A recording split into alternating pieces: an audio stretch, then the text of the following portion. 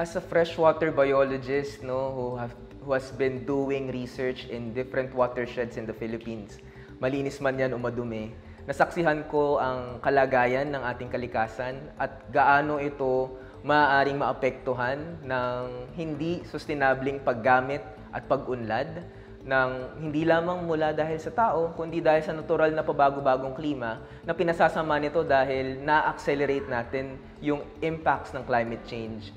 So kung kaakibat ng mga polusyon na nakikita natin sa paligid natin, kasabay nito ang pabago-bagong klima, mas nakakaalarma.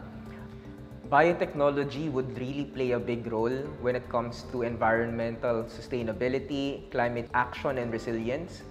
Maraming proseso, teknolohiya at protocol na gumagamit ng biotechnology para una, maintindihan ang kalagayan ng kalikasan, magkaroon tayo ng early warning, no, sa mga problema sa kalikasan.